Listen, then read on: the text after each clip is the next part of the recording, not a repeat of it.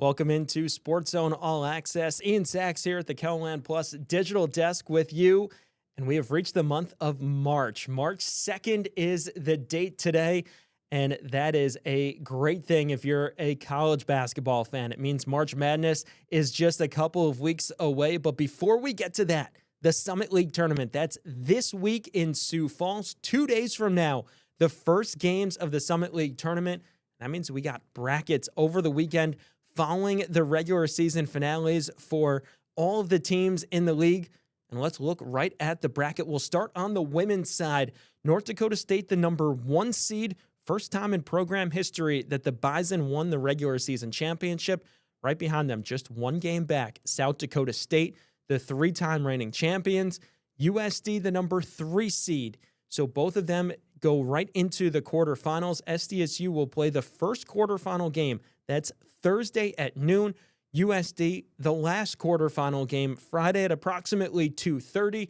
The 4-5, that's the other quarterfinal matchup that we know for sure right now.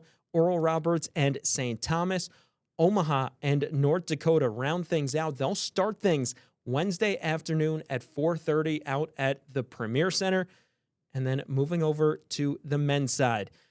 North Dakota State, also the number 1 seed here. We've talked all throughout the season about David Richmond's team and what they have done.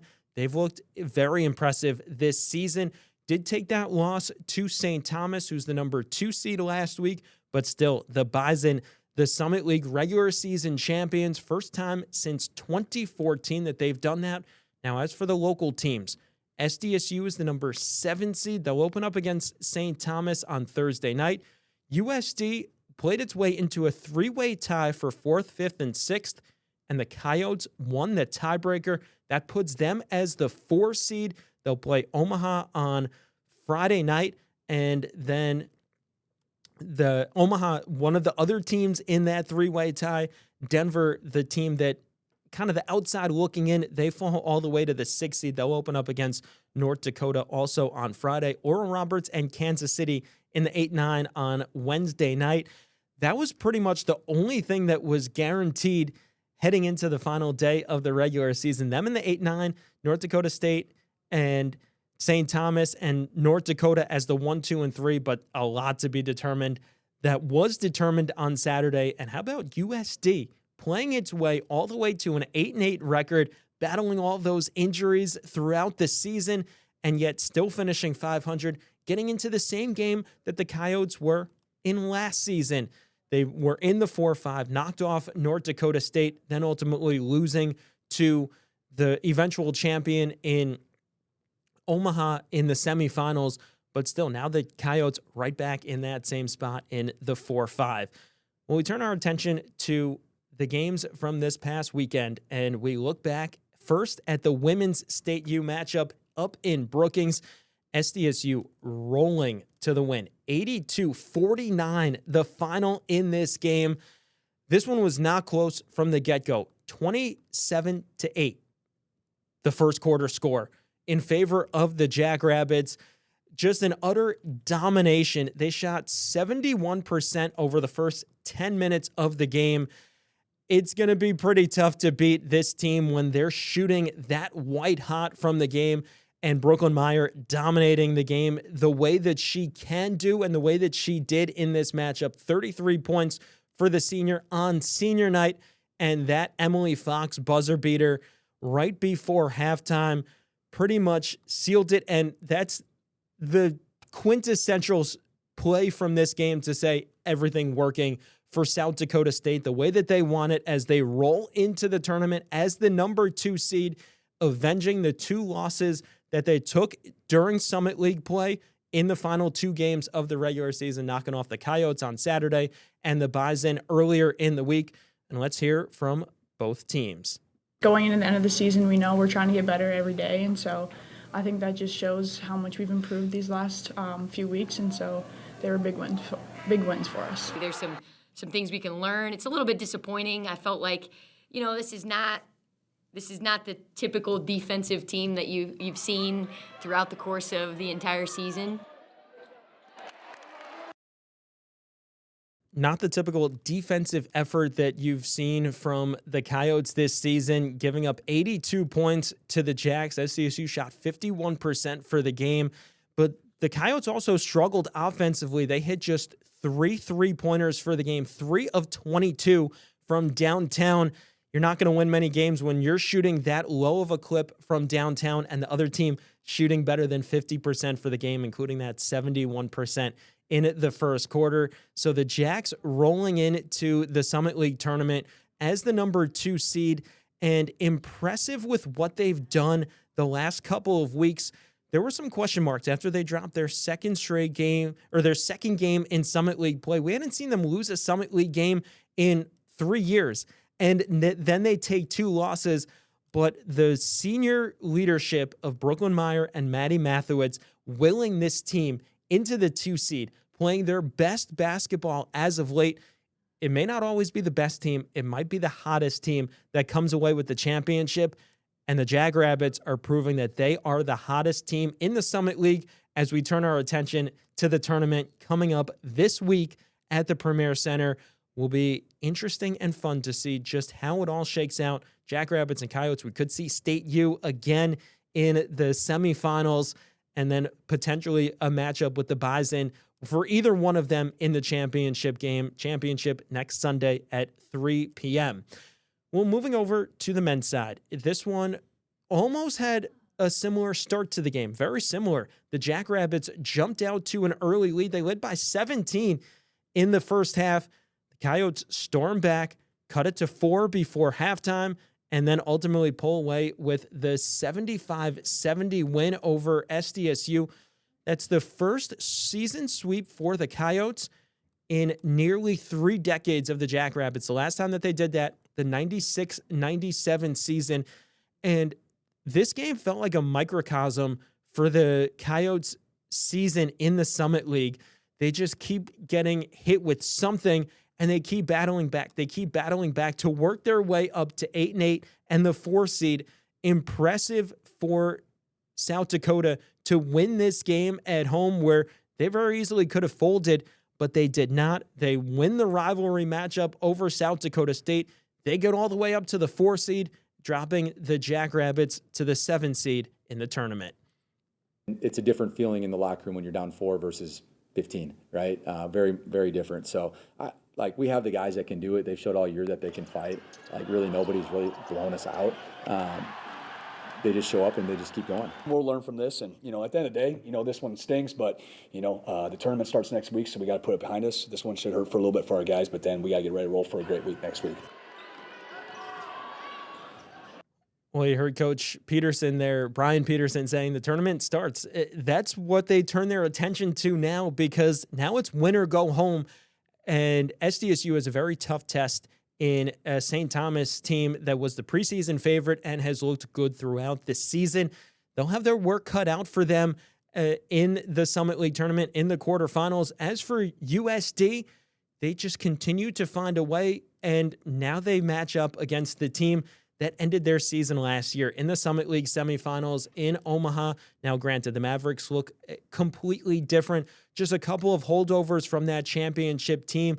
But you know that Chris Crutchfield is going to have his team ready, saying, hey, we were here last year. We won the whole thing. No reason why we can't do that once again. So the two teams turning their attention to the Summit League tournament coming up this week.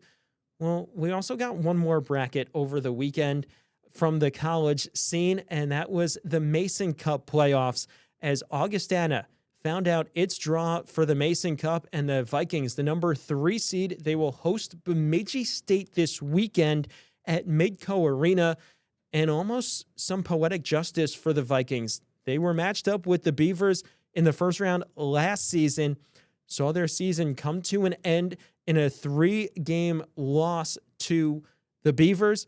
Augustana now with an opportunity to enact some revenge on Bemidji State. Augustana won the first game last year of the postseason. Then they dropped back-to-back games to Bemidji State. They'll try to right that wrong, try to get revenge this season against the Beavers Friday night, Saturday night, and if necessary on Sunday, they'll match up. Interesting with the Mason Cup playoffs here. The first round is a best of 3. Then the semifinals and championship, single elimination. The semifinals will be played on March 14th, the championship on March 20th. And remember, they reseed after each round of the playoffs. So it's not necessarily who Augustana will be matching up with, but it's all about advancing now. For Augustana, it was a big accomplishment last season to secure a berth in the Mason Cup playoffs, to advance to the postseason, but they were bounced in the first round. Now it's advancing. That's the important thing for this Augustana program. Can they pick up their first series win in the postseason? That'll be determined this weekend at Midco Arena, Friday night, Saturday night, and Sunday, if necessary. Well, when we come back, we move back over to college hoops, the NSIC tournament going on this weekend and into this week out at the Pentagon. One local team still playing. We'll talk about Augustana and the rest of the tournament field. You're watching SportsZone All Access.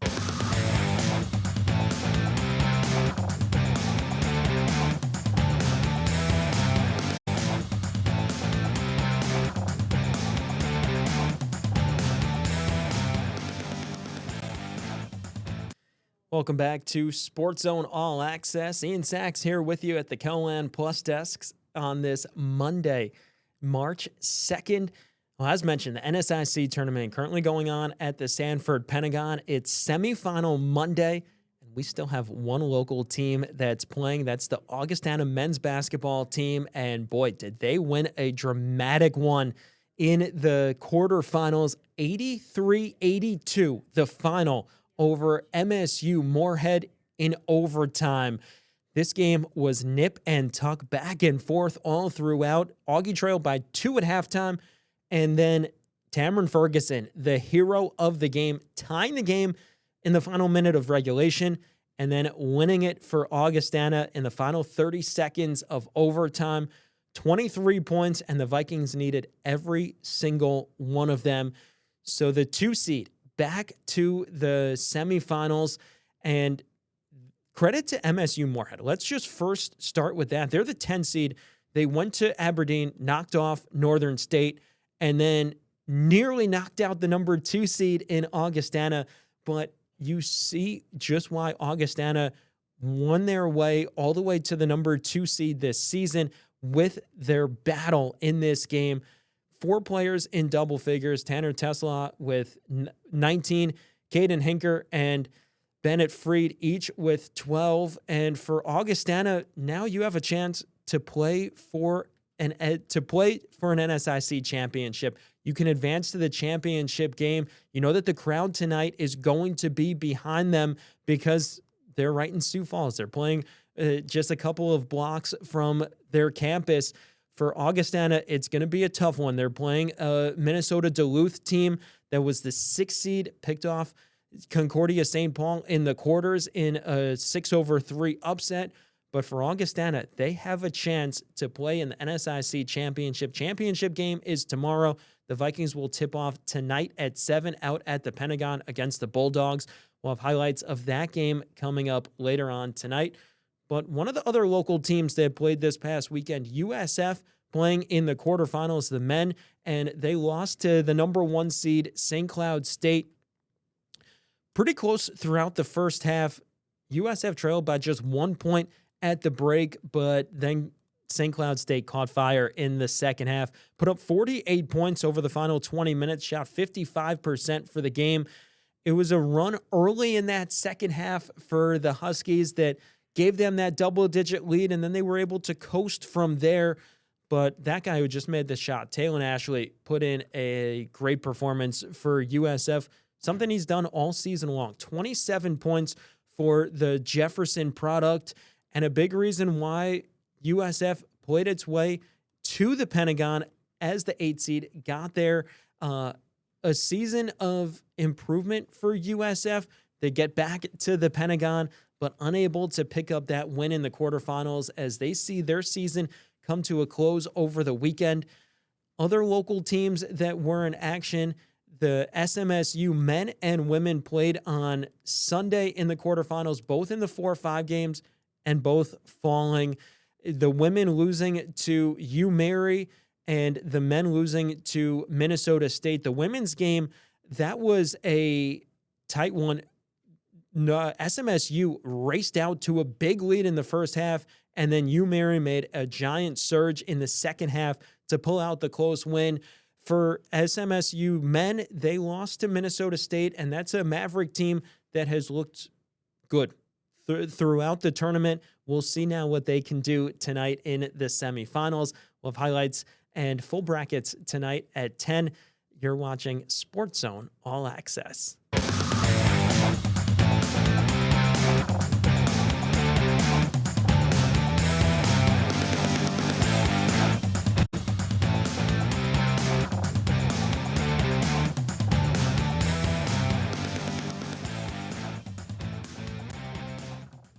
Welcome back to SportsZone All Access. We've talked a lot of college hoops.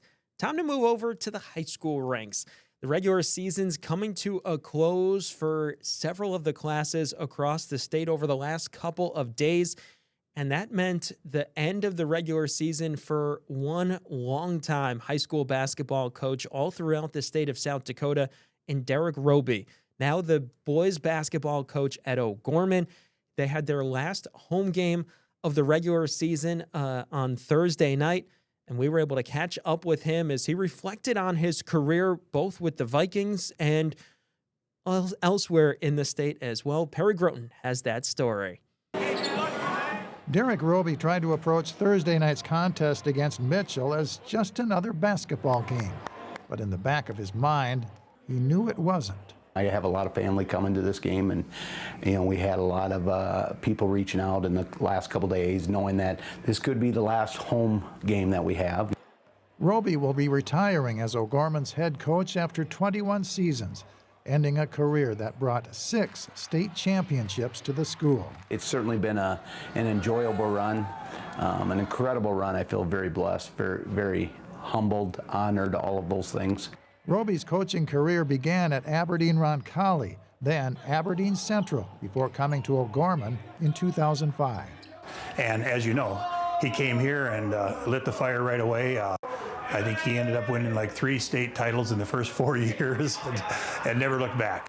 But Roby is quick to deflect credit for turning O'Gorman into a basketball powerhouse. It's not about Derek Roby here, and I never felt that. I was just part of one of the pieces of the puzzle, I guess. I have a great supporting staff as far as assistant coaches, and I kind of walked into a great crop of kids. I really did. Roby says coaching these days is a young person's game that requires a commitment that extends well beyond basketball season. It's the summer months, the off season, the workouts, the open gyms, the weight room, the camps, the leagues. It's a year-round job. Roby will be walking away from that year-round grind, but he's not ruling out a return to coaching sometime in the future. But on this special night, in front of the home crowd, Roby accomplished what he's done hundreds of previous games, coaching the Knights to another victory. He's just been an outstanding addition to O'Gorman and to all our kids and families. So it's a special day for him. In Sioux Falls, Perry Groten, KELOLAND News. Coach Roby has been a staple at O'Gorman and throughout South Dakota, as Perry mentioned in that story. Now, not quite the last game of Roby's career at home. His Knights home this week. The Sodak 16 matchups got announced over the weekend. They're the number 6 seed, and they'll take on Washington at O'Gorman. So he's got one more home game in his career.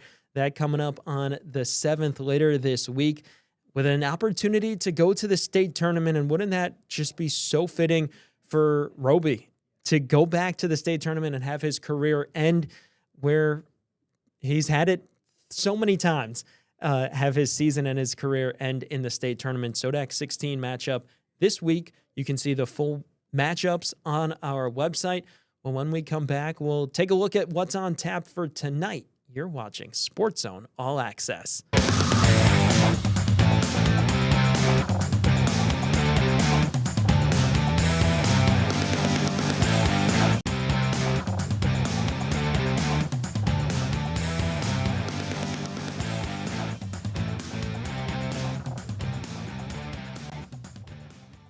Welcome back to SportsZone All Access. Well, one more segment in our show today, and it's our daily check-in of what we're going to be having tonight on KELOLAND Sports at 10, and it's a busy show once again. We'll start first with a story about the Sioux Falls Sports Authority getting ready for the Summit League. We had them on the show right here last week talking about just what they do and how they're getting ready for a busy March. We'll talk specifically with them about what their role is with the Summit League tournament because it's all hands on deck. It is such a busy week for them and the Summit League. So interesting to hear what their perspective is on one of the busiest weeks and months for them coming up in this month of March. And then we have some playoff basketball highlights from the college hardwood. Augustana, as mentioned earlier, in the semifinals of the NSIC tournament. They're taking on Minnesota Duluth at the Pentagon. Tip-off 7 o'clock tonight. We'll have those highlights, and should be a good one because Augustana won the one matchup that they had in the regular season. They played Duluth just once. Augustana won back on January 31st by 12 points, 96-84 the final in that one. So we'll see. Can Augustana get back to the NSIC championship game? That is what's on the line tonight when they take on the Bulldogs. And then over on the women's side, the Dakota State women's basketball team taking on Montana Tech tonight. It's the 1 versus 2 in the Frontier Conference Championship game. And that's a big one because they split during the regular season with both teams winning on their home court. DSU won in Madison in the first meeting, and then Montana Tech winning the second matchup by 10 in Butte. This game in Butte, Montana. So the home crowd will be behind Montana Tech. Can Dakota State, who's ranked number 7 in the country, can the DSU women win the conference championship? And then it's the NAIA tournament coming up later this month. Should be fun to see if the Trojans can win the conference championship because think about all the travel that they've had to do. They've looked really good over the 2 games so far of the tournament, both double-digit wins for the Trojans to get to this point of the championship and a chance at Montana Tech to win 2 out of 3 in the season series against Montana Tech. Those highlights coming up tonight. Well, that's all the time we have for SportsZone All Access. We'll catch you guys tomorrow right here on KELOLAND Plus.